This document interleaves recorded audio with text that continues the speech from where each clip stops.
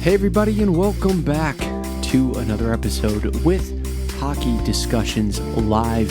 Today we will be having a discussion around the Buffalo Sabres going into the 2025-2026 season.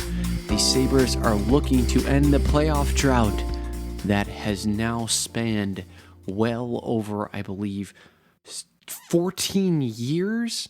Is that what we're talking about? I sure hope not. It is 14 seasons. The last time the Sabres made the playoffs was in 2011. And I just need to be silent for a second, let that set in. But is this the year that the Sabres finally cross the line and become the team that all of Buffalo has been waiting for? I have been a Buffalo Sabres fan for as long as I could remember. They got me into hockey. I remember the push in 2006 when they were facing off against Cam Ward and the Carolina Hurricanes. You think back to the incredible Daniel Briere goals and the Jason Pominville goal against Ottawa. All these Rick Jeanneret's calls, the stoic carry of the Sabres throughout the playoffs, and the electricity around Buffalo at the time to where they are now. And it is with good reason that they attribute the, should I say, I don't want to say hate, but general thought process that the Sabres are not a good hockey team. You look back to the years, let's just go back to 2011. Let's start where the last time they made the playoffs. You see guys like Thomas Vanek, Drew Stafford, Jason Pominville, Tyler Ennis. You have Tim Connolly still playing at the time. You have a roster of guys who know how to shoot, pass, and play hockey. Now you get to the season of 2024, 2025. Last year, you're still carried with the dominance of guys like Tage Thompson, Rasmus Dahlin, Alex Tuch. And I pause. What is after them exactly, right? You have guys like Jason Zucker, Owen Power, Jack Quinn, Bowen Byram, Zach Benson. There's not much depth there. So going into this year, how do I feel? If I sit here and have a discussion how I'm feeling heading into this year. Well, let's go through the roster, I think, from the top down. I did a little bit to start, but let's start from the top down here. We have a couple guys that I want to discuss, and we'll make our way into. So starting at the top, we have Tage Thompson, center position, 72 points last year, 44 goals, 28 assists. He is a beast. I think Thompson is an incredible hockey player. We know that in his absolute monumental one-timer from the top of the left circle. We all know it. We see it. We feel it. Every night you watch a Sabres game, you're hoping he gets a 108-mile-an-hour bomb to the back of the net. But he is everything in between. I really enjoy seeing him play hockey. I hope he continues to keep it up. I know he will. I will be targeting him in fantasy. Enough said. We get into Rasmus Dahlin. If you watch my fantasy episode, you know he is a keeper of mine. That is how much I am up on Rasmus Dahlin. 17 goals, 51 assists for 68 points in the 2024-25 season. Incredibly physical, incredibly well-rounded defenseman who has the offensive flair, but also has the physicality to ensure that you are aware that he is on the ice at all times. Huge fan of Dahlin and an incredible captain. I think he released to Buffalo, I'm going to call it a memo just discussing how bad the Sabres wanted to make the playoffs. And I believe that was in the 23-24 season, if I do recall, and I may be off. But he released this memo that just highlighted how bad the players want it, how bad they're pushing, and that landed wonderfully, but it was not followed up with the flair on the ice that we were hoping. But I think back to that. Alex Tuch coming up next, 67 points, 36 goals, 31 assists. He led the league, should I say, in player forward block shots. He was somewhere around the 100 range, if I do recall. He played all 82 games last season. Once again, an incredible representation of Buffalo. He was a Buffalo Sabres fan growing up, and he embodies that Buffalo trait, the grit, hardworking. A lot of Buffalonians can can get behind Alex Tuch as a hockey player, and he proves it on the ice. I think he's working hard. Very rarely, if you're watching a Sabres game, I watch all 82. Do you look at Alex Tuch and say he's not skating tonight? I think Tuch comes every night. He plays physical. He is in the right spot at the right time. And if anything, you constantly say, why are we not surrounding this guy with more? I'm going to raffle off a couple names here to just kind of knock out some of the depth guys. If I scroll through, Jacob Bryson, Tyson Kozak, Isaac Roseanne, Josh Dunn, Ryan Johnson, Noah Osterland. I'm not going to touch those guys too much. I think Jacob Bryson is somebody who frustrates me to no end, and I don't want to go on a rant, but he should not be in a Sabres uniform when it comes October of this year. I do not want to see that. So let's go back up to the top here, back to the order. Jason Zucker, Ryan McLeod. I'm going to group them two together in regards to play style as well as acquisition. We acquired them at the trade deadline free agency. I think Jason Zucker came out and performed to what I was expecting, 53 points in 73 games. He fit in very nicely. I think he plays a very poised game of hockey, but he also has kind of that veteran status on a very young team, which I think resonates well with the Buffalo Sabres, where Ryan McLeod, if there's anyone on the roster I'm looking up and down that I have the most kind of thought process that this player is going to turn into somebody, I think Ryan McLeod is that player for me in the Buffalo Sabres. I look at McLeod. He was very good last season, 53 points in 79 games. That is a career high for him. He had 20 goals, 33 assists, and he was a plus 13. 17 minutes time on ice, great deployment. He had just under 100 shots over the course of the season. He's been in the league now for, I'm going to call it 5 years, and it was first year he only played, I believe, like 10 games, so nothing crazy. But you look back to his other seasons with Edmonton, he played a whole season with Edmonton in 23-24. I have fond memories of him in that playoff push with McDavid and Draisaitl. He only put up 30 points that season, so he's playing with some of the best players in the world. Maybe he didn't get the best deployment that he does in Buffalo, but I think he really found his place in Buffalo. I enjoy watching him. One thing that stands out to me with Ryan McLeod is his speed. That's one way he can take over a hockey game, is by moving his feet. He's an electrifying player. He's known for that toothless smile that he has when he scores or makes a big play. I've enjoyed watching him play, and he is a bright spot in the Buffalo Sabres lineup. In regards to fantasy, yeah, he's a fine fantasy player, but in my league of only 4 teams, I'm probably not picking Ryan McLeod up much. But overall, I think very highly of McLeod. I think very highly of Tuch, Dahlin, and Thompson. Zucker, I'd say, falls a peg. He's fine. I moved down the list. You have Owen Power at defenseman, a very frustrating defenseman, 40 points in 79 games, 7 goals, 33 assists. Hit somebody, is all I'm going to say.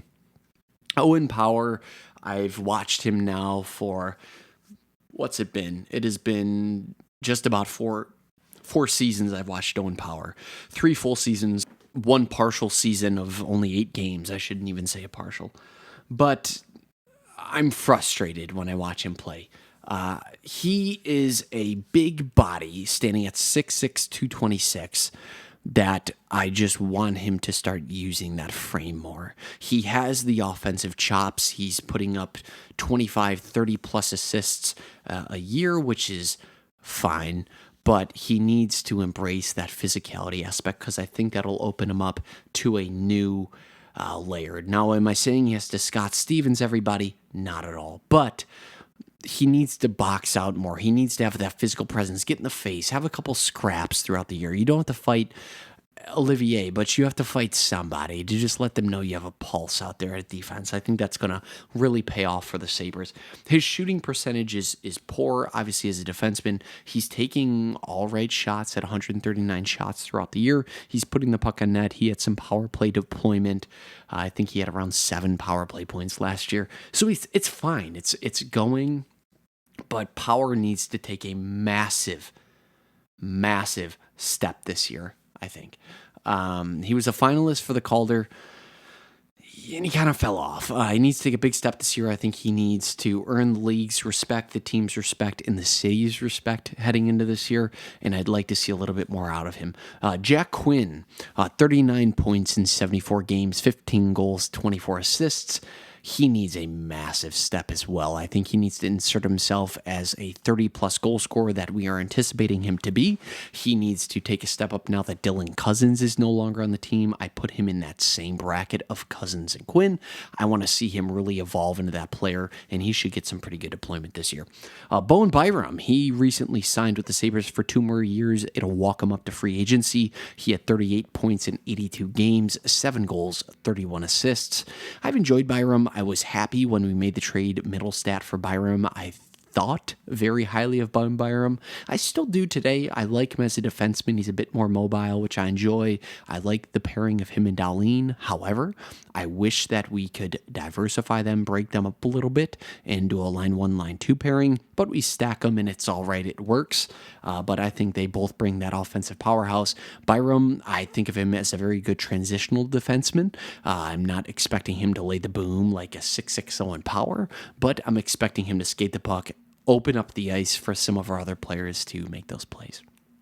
Somebody that I am bullish on for next season, if health is on our side, of course, is Josh Norris. 56 games played last year, mostly with Ottawa. He had 21 goals, 14 assists, 435 points. He came over to Buffalo towards the tail end of the season, and I'm pretty sure they told him to just pump the brakes. At the end of the year, he was dealing with, I believe, a shoulder-related injury. They told him to pump the brakes. If we look at something, he's yet to play a full season in the NHL, but he's been somewhere around the 30-point range. Maybe he's hit a career high of 55, but he's always missed upwards of 20 games every season he's played, which is a bit of a cautionary tale for me as a Sabres fan.